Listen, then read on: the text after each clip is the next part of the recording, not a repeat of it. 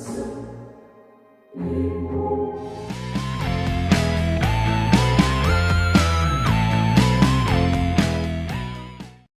house was moved up here in 1998, okay?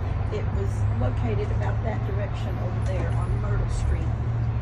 Even when it was on Myrtle Street, there were tales of a ghostly apparition in the upstairs window, blood on the stairs, strange things happening in the house.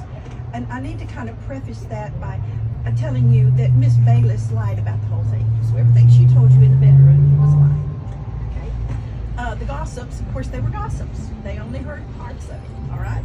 According to the Denton Record Chronicle, when Mr. Bayless was stabbed over here on the north side of the house, he came around the house, up the stairs, in through the foyer, in to the stairway, up the stairs, went into that bedroom over there right above the parlor, picked up a pistol. Now he's bleeding all the way because he's stabbed in the heart.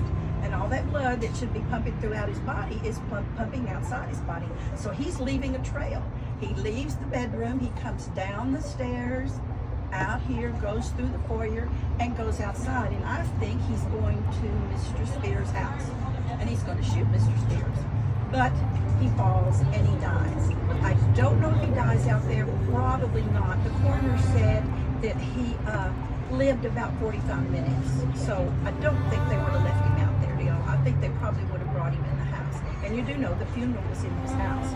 So that kind of gives you an idea of how some of these tales got started. In it was about the early 2000s. It was after 2010. It was about 2012. I retired from teaching in 2010, and there was a woman that I got here late one day, and she had already been through the house and everything, and she came out, and the park manager said, "Oh, you got to talk to this woman.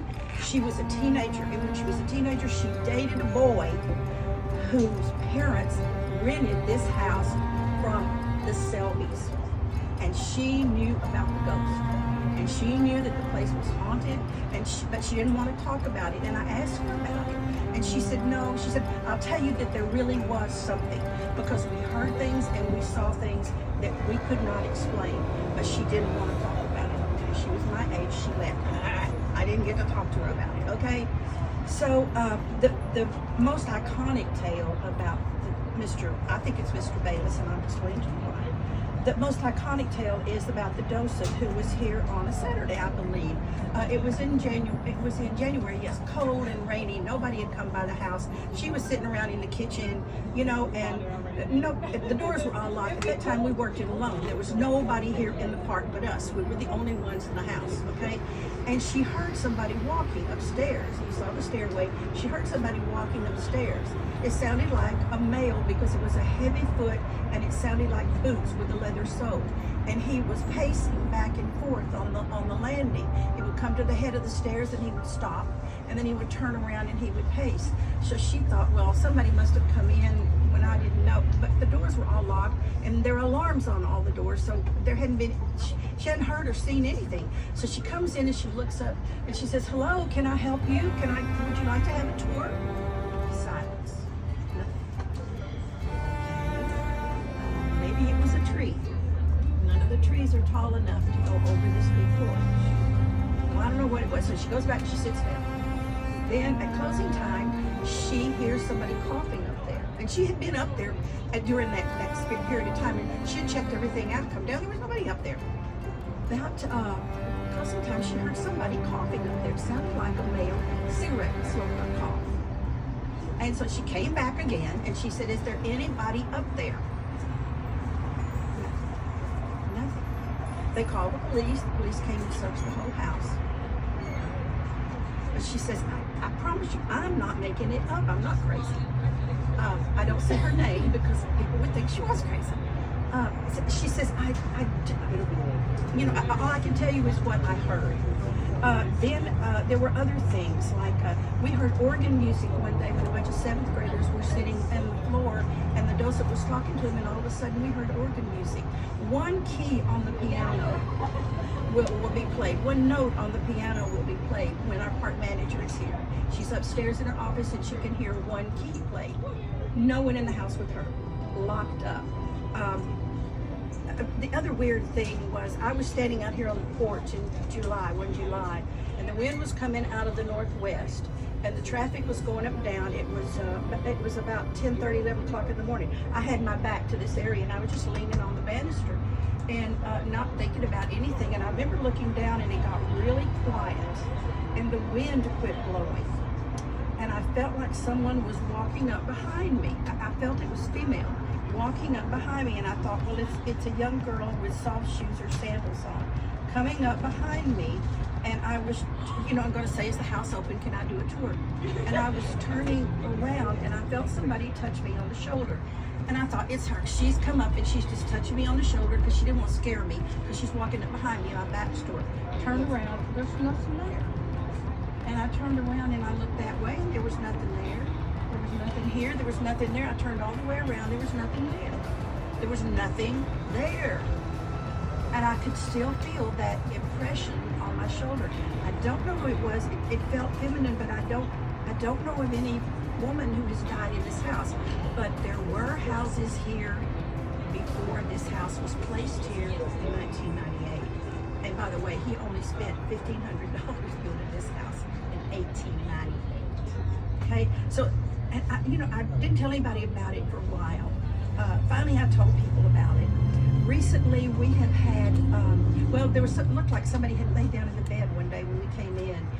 One of the docents said, it's real strange. Sometimes I'll come in and the house has been empty for 2 or 3 days, and I'll go up and check. I'll go upstairs and check and make sure everything's okay. And I get up on the landing and I can smell cigar or cigarette smoke. And he said, I often wondered about that. It's Mr. Bayless. It's Mr. Bayless. He's up there. I know he's up there. I was in the back room the other day. Megan, the house manager, or park manager, had gone to eat. And I knew she'd gone to eat. I was here alone. And I heard somebody walking up over the kitchen, which is strange because the kitchen doesn't have a second floor on it. And it must have come, I don't know. Anyway, I heard somebody walking up there. It sounded like somebody was walking. The boards were creaking. And I thought, oh, Megan's back. No, she's not, because I would have heard her come in. And she always tells me when she comes in and the alarms go off when she opens the door. So I looked up to the ceiling and I said, hello, Mr. Bayless, how you doing? No, he stopped. And I think it's Sam. When he died, his wife sold everything. Within a year, she sold the house. She sold property. He had businesses that he had worked his whole life to build. She sold all his property. The furniture probably went. She had moved into Mexico for a while, and she lived on Hickory Street for a while. Everything he had was gone. Mr. Selby came in and took over the house. Mr. Selby came in and took over all the fields. The elderberry wine was gone. All of a sudden, it became the Selby place. And Bayless had worked his whole life. He was 59. His whole life to build all that. Where's his justice? The man that killed him, nothing happened to him. He just went out to a new home, found him a new house, started growing crops like Mr. Bayless had taught him, died in his bed surrounded by his children. Where's my justice? We had a convention group come by, and there's this lady, there was about 20 of them, and they went all through the house. They were looking for tours for people who come in for conventions in North Texas, places for them to go. And this was one of the places they recommended. She came in, she talked to me, she went upstairs, and then she left. And I was standing by the stairway, and I watched her. She went down the stairs about halfway, and then she turned around and came back. And she walked in, and she walked up to me, and she says, that man up there likes you. He likes what you're doing. He says, keep doing what you're doing. And I said, okay, thank you. And I said, wait. Tell me what he feels like. Is he angry? Will he hurt me? Will he hurt people? She said, no, he feels more sad than anything. And people have come in and said that they feel depression and sadness on the stairs. A lot of people have felt that being shoved on the stairs. One lady felt somebody tugging on her dress. I don't know. It's up to you to decide what you see, what you feel. You need to come back someday when you could go upstairs and walk where he walked, and go out and walk his track that he comes in. And I always speak to him every time I come in. I always speak to him. I'm not taking any chances. But y'all be careful when you go out there tonight. I think I would say thank you, Mr. Bayless. I really did enjoy your house.